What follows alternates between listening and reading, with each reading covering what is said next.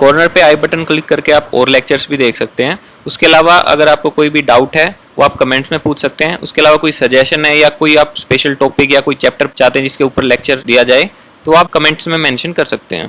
तो चलिए अब डिस्कस करते हैं रेस्पिरेशन। लास्ट लेक्चर में हमने पढ़ा कि जो फाइनल कार्बोहाइड्रेट की डाइजेशन प्रोडक्ट बन रही थी हमारी सिंपल, वो ग्लूकोज थी। यही हमारा मेन एनर्जी सोर्स भी होता है। तो ये आपका ग्लूकोज जो होता है वो होता है 6 कार्बन। अब इसको आगे बॉडी कैसे ब्रेक डाउन करेगी ताकि इससे एनर्जी आउटपुट निकाल सके। तो कोई भी ऑर्गेनिज्म हो, सबसे पहला स्टेप सब में सेम होता है। ग्लूकोज को कोई भी ऑर्गेनिज्म सबसे पहले साइटोप्लाज्म में ब्रेक डाउन करेगा आपके पायरुवेट प्लस एनर्जी।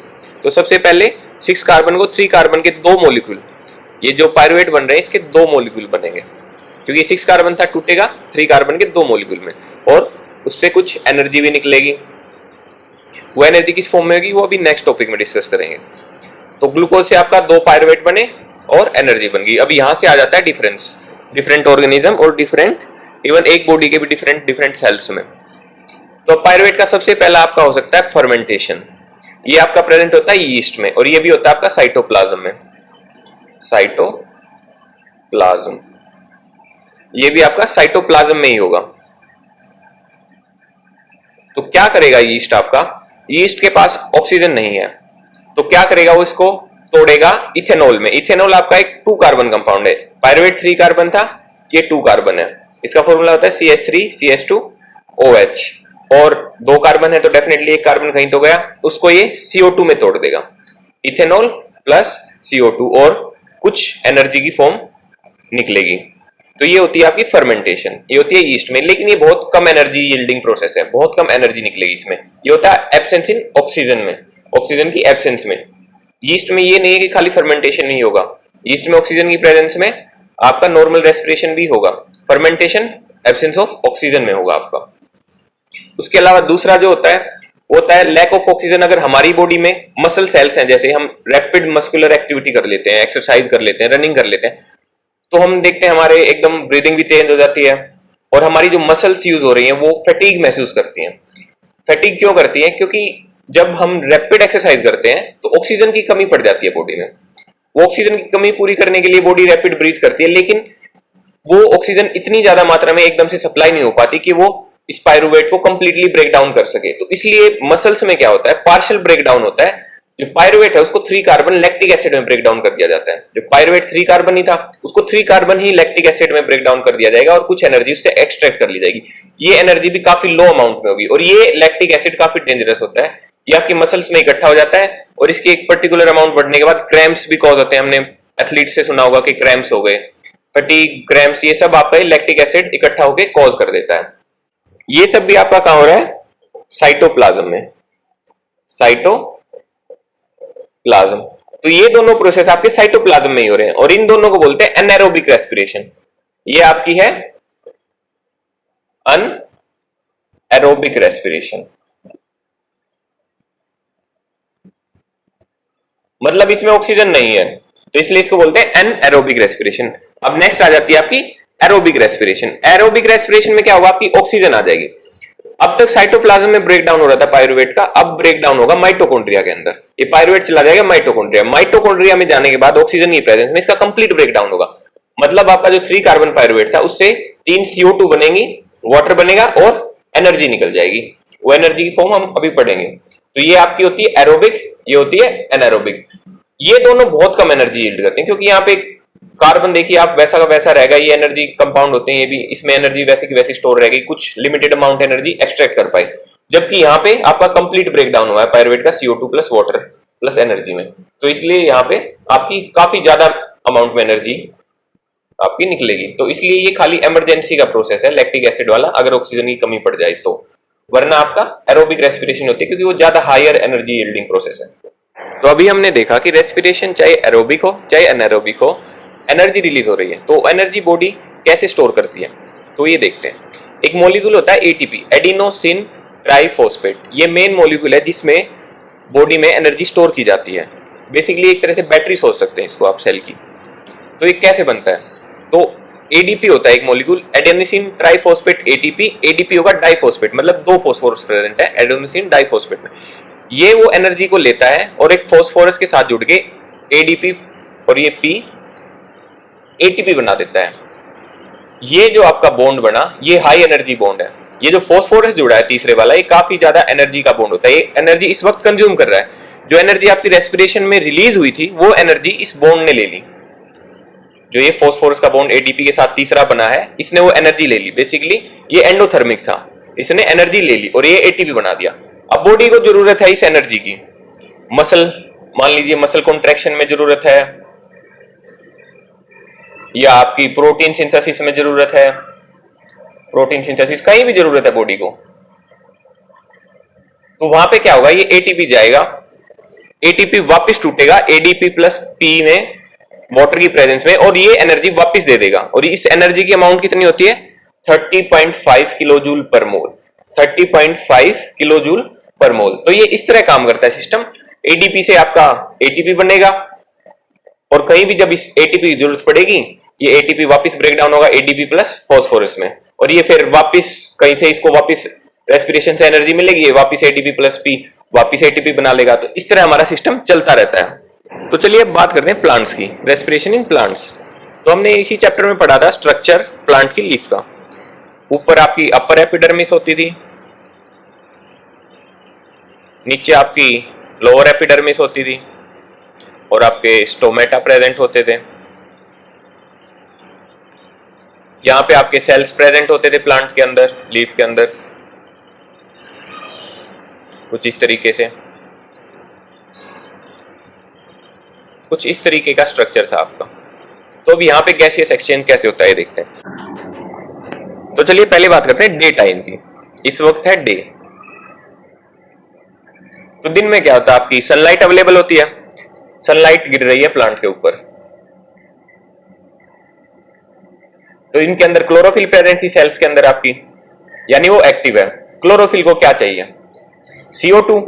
तो यानी प्लांट बाहर से क्या लेगा, CO2, क्योंकि इस वक्त आपकी सनलाइट है तो आपकी फोटोसिंथेसिस होगी, फोटोसिंथेसिस होगी यानी जो क्लोरोफिल है उसके अंदर आपको CO2 की जरूरत पड़ेगी। तो प्लांट इस वक्त लेगा स्टोमेटा के थ्रू आपकी CO2। दिन की बात कर रहे हैं। अब ये CO2 सारे सेल्स तक कैसे रीच होगी, हमने पढ़ा था इसमें होते हैं बहुत सारे स्पेसिस। ये सारा एरिया आपका खाली पड़ा है, एयर स्पेस, तो ये एरिया आपका खाली पड़ा है। तो इसके थ्रू आपकी CO2 हर जगह आपकी डिफ्यूज होगी, हर जगह डिस्पर्स हो जाएगी और यहां से आपके प्लांट के जो सेल हैं डायरेक्ट कॉन्टेक्ट में इससे ले सकते हैं CO2। और अब ये CO2 कंज्यूम करके फोटोसिंथेसिस में क्या रिलीज करते हैं, ऑक्सीजन, और ऑक्सीजन को ये रिलीज कर देंगे, O2 को क्या करेंगे, रिलीज। तो ये O2 आपकी इन्हीं स्पेसीज के थ्रू होती हुई वापस बाहर आ जाएगी। तो CO2 गई अंदर, O2 आई बाहर। ये है आपकी डे की बात। अब बात कर लेते हैं नाइट में क्या होता है। फिर से आपका यही स्ट्रक्चर कुछ इस तरीके का, upper epidermis, lower epidermis, stomata, आपके सेल्स प्रेजेंट होंगे, एयर स्पेसिस प्रेजेंट होंगे, कुछ इस तरीके का आपका स्ट्रक्चर हो जाएगा। अब हम बात कर रहे हैं नाइट की। नाइट में कोई सनलाइट तो आ नहीं रही, सनलाइट नहीं आ रही तो यानी आपकी CO2 की तो जरूरत रही नहीं प्लांट को, क्योंकि ये फोटोसिंथेसिस नहीं कर रहा। फोटोसिंथेसिस नहीं कर रहा तो ये सनलाइट तो है नहीं, तो ये एनर्जी नहीं बना रहा, तो अभी ये कंज्यूम करेगा एनर्जी, अब ये कंज्यूम करेगा एनर्जी। और अभी हमने पढ़ा था एरोबिक रेस्पिरेशन, जिसमें किसकी जरूरत होती है, ऑक्सीजन की। तो ये अब कंज्यूम करेगा ऑक्सीजन को, अब जाएगी ऑक्सीजन अंदर और यहाँ के थ्रू हर जगह डिस्पर्स हो जाएगी और ये सेल इसको टेकअप कर लेंगे इस ऑक्सीजन को। और अब एरोबिक रेस्पिरेशन क्या होती है, माइटोकॉन्ड्रिया में। तो इस सेल के अंदर जो माइटोकॉन्ड्रिया होंगे वहां पे ऑक्सीजन कंज्यूम होगी और हमने पढ़ा था एरोबिक रेस्पिरेशन की एंड प्रोडक्ट क्या होती है आपकी, CO2। तो अब रिलीज क्या होगी नाइट के टाइम पे प्लांट में, CO2। ये सेल आपके CO2 रिलीज करेंगे और ये CO2 आ जाएगी बाहर थ्रू स्टोमेटा। तो ये इंपॉर्टेंट बात है, दिन में तो आपके प्लांट CO2 टेकअप कर रहे हैं और ऑक्सीजन रिलीज कर रहे हैं, और रात में आपके प्लांट्स ऑक्सीजन कंज्यूम कर रहे हैं और CO2 रिलीज कर रहे हैं। एक्सेप्शंस होती हैं, वो इस क्लास में हम इंपॉर्टेंट नहीं है कि कुछ प्लांट्स में कुछ अलग तरीका होता है। जनरल सा यही होता है कि दिन में आपकी CO2 लेंगे, O2 रिलीज करेंगे, रात में आपकी CO2 रिलीज करेंगे, O2 लेंगे। तो चलिए अब बात करते हैं एनिमल्स की। प्लांट्स की तरह एनिमल्स में हर एक सेल तो आपके एनवायरनमेंट के कांटेक्ट में आ नहीं सकता एयर स्पेसिस की तरह, तो यहाँ पे आपको मिलेंगे स्पेशलाइज्ड ऑर्गन्स। स्पेशलाइज्ड ऑर्गन्स, जैसे ह्यूमंस में होते हैं लंग्स,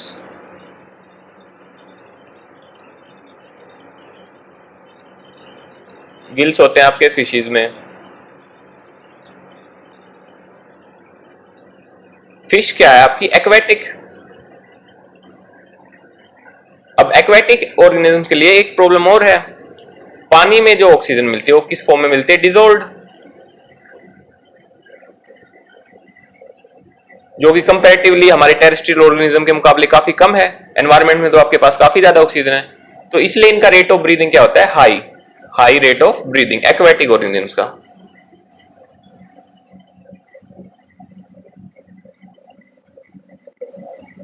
क्यों? क्योंकि कम है कोई चीज तो उसको जितना रैपिडली इंटेक करेंगे उतना ज्यादा आएगी वो मात्रा में, तो इसलिए ये हाई रेट ऑफ ब्रीदिंग होता है इनका। तो चलिए बात करते हैं रेस्पिरेशन इन ह्यूमन। तो ये आपका ह्यूमन रेस्पिरेटरी सिस्टम है, इसको समझते हैं।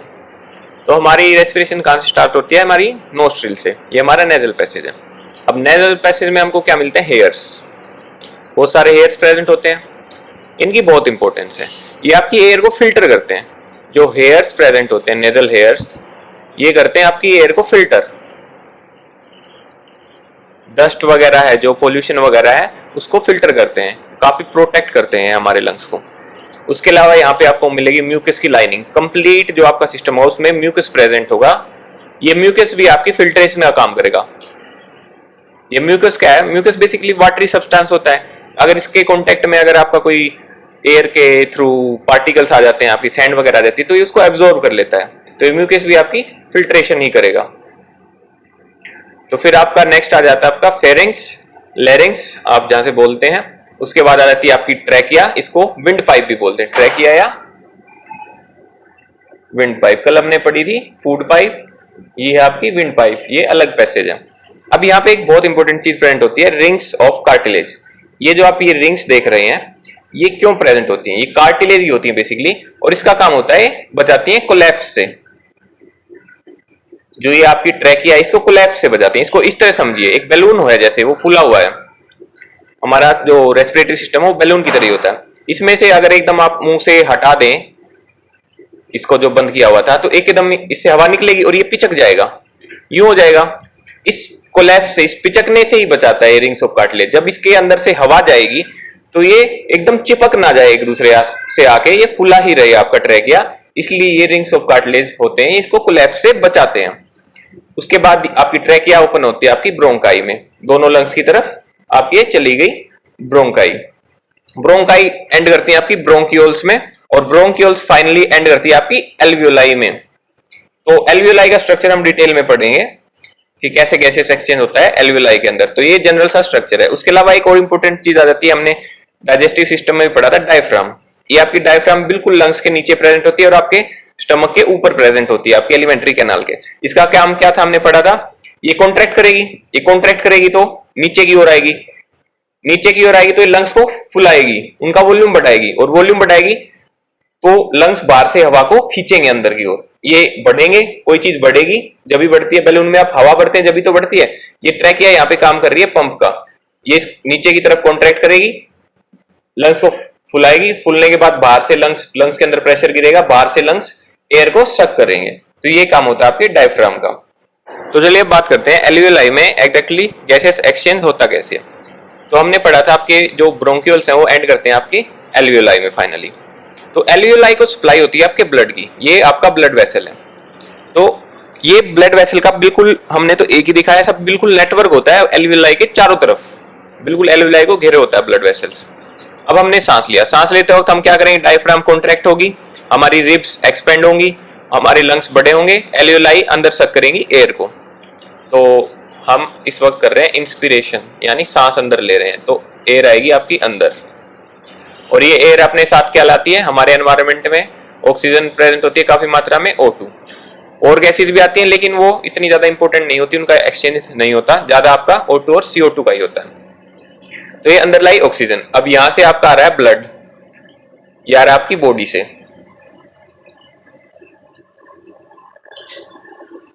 ये ब्लड क्या ला रहा है आपका? ब्लड में आपके रेड ब्लड सेल्स भी होते हैं और आपका प्लाज्मा भी होता है वाटरी फॉर्म में। तो इसके अंदर आपकी डिजोल्व होती है CO2। ये CO2 कहां से आई? अभी हमने पढ़ा था रेस्पिरेशन के दौरान जब ऑक्सीजन कंज्यूम करके ग्लूकोज को तोड़ा जाता है तो क्या रिलीज होती है? CO2।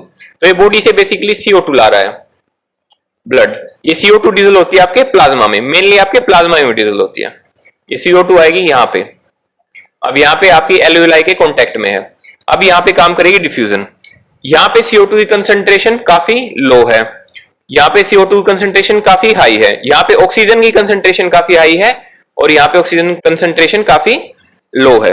अब हमने डिफ्यूजन पढ़ा है। डिफ्यूजन में क्या होता है? Movement of particle from higher concentration to lower concentration. तो O2 की कंसंट्रेशन यहां आई है तो ये ऑक्सीजन आपकी डिफ्यूज करेगी ब्लड के अंदर, तो ये ऑक्सीजन आएगी ब्लड के अंदर। वही आपकी CO2 की कंसंट्रेशन ब्लड में हाई है तो ये जाएगी एल्वियोलाई के अंदर। तो इस तरह आपका गैसियस एक्सचेंज होगा एल्वियोलाई और ब्लड वेसल्स के बीच में। लेकिन यहां पे एक छोटी सी चीज ये आ जाती है कि ऑक्सीजन का डिफ्यूजन प्रेशर इतना ज्यादा नहीं होता कि ये पूरी बॉडी में सप्लाई कर सके। ऑक्सीजन इतनी ज्यादा मात्रा में एब्जॉर्ब नहीं हो सकती अकेले डिफ्यूजन प्रेशर से। तो इसके लिए एक चीज प्रेजेंट होती है हेमोग्लोबिन। इन ब्लड वेस जो हमारे ब्लड सेल है, रेड ब्लड सेल, इसमें प्रेजेंट होती है हेमोग्लोबिन। ये बेसिकली पिगमेंट है। इस पिगमेंट का क्या काम है? ये ऑक्सीजन को एब्जॉर्ब करती है। ये ऑक्सीजन को एब्जॉर्ब कर लेगी, अपने से अटैच कर लेगी। अब यहां पे एक चीज समझने वाली है, ये ऑक्सीजन जो ब्लड में आई है इसको किसने अटैच कर लिया? हेमोग्लोबिन ने। यानी इसकी कंसंट्रेशन फिर से गिर गई और ऑक्सीजन अंदर लेगी। तो इस तरह ऑक्सीजन की कंसंट्रेशन ब्लड वेसल में बढ़ती जाएगी। क्यों? क्योंकि हीमोग्लोबिन लगातार अटैच करती रहेगी, इसकी कंसंट्रेशन गिरती जाएगी और एब्जॉर्ब करती रहेगी। तो इस तरह ऑक्सीजन की कंसंट्रेशन अपने ब्लड वेसल में बढ़ जाएगी। इसी तरह ऑक्सीजन की सप्लाई को इंक्रीज किया जा सकता है। तो एक स्टडी में पाया गया था अगर हेमोग्लोबिन ना हो तो 3 इयर्स लगेंगे एक ऑक्सीजन मोलिक्यूल को अपने लंग से पैर तक जाने में। तो ये हीमोग्लोबिन इतनी ज्यादा इंपॉर्टेंट है ऑक्सीजन की कंसंट्रेशन बढ़ाने के लिए। CO2 भी हीमोग्लोबिन से अटैच होती है लेकिन बहुत ज्यादा कम अमाउंट में। CO2 डिजोल्व हो सकती है आपके वाटर में हाईली, तो इसलिए ये प्लाज्मा में ही होती है। जो CO2 आपकी ये प्लाज्मा में ही ट्रांसफर होगी। जो आपकी ऑक्सीजन है ये तो आपकी हेमोग्लोबिन से ट्रांसफर होगी, मेनली डिजोल्व फॉर्म में होगी लेकिन कम अमाउंट में। और जो आपकी CO2 है ये आपकी प्लाज्मा में डिजोल्व होगी, क्योंकि ये हाईली डिजोल्व होती है वाटर में। तो प्लाज्मा का मेन कंपोनेंट बेसिकली क्या होता है? वाटर। तो इस तरह आपकी गैसेस एक्सचेंज होगा। तो अब ये जो आपकी यहाँ पे O2 एब्जॉर्ब की, तो यहाँ पे अब आपकी O2 जो है वो आपकी बॉडी तक चली जाएगी। यही प्रोसेस फॉलो होगा। ये आपका वापस CO2 में कन्वर्ट होकर वापस यहाँ पे आएगा, फिर ये CO2 यहाँ पे आ जाएगी। अब हम सांस को बाहर छोड़ते हैं तो जो ये CO2 एब्जॉर्ब हुई थी ये सांस बाहर लेते वक्त बॉडी से बाहर चली जाएगी और इस तरह ही आपका इंस्पिरेशन एक्सपिरेशन चलता रहेगा। इंस्पिरेशन सांस अंदर लेना, एक्सपिरेशन सांस बाहर छोड़ना।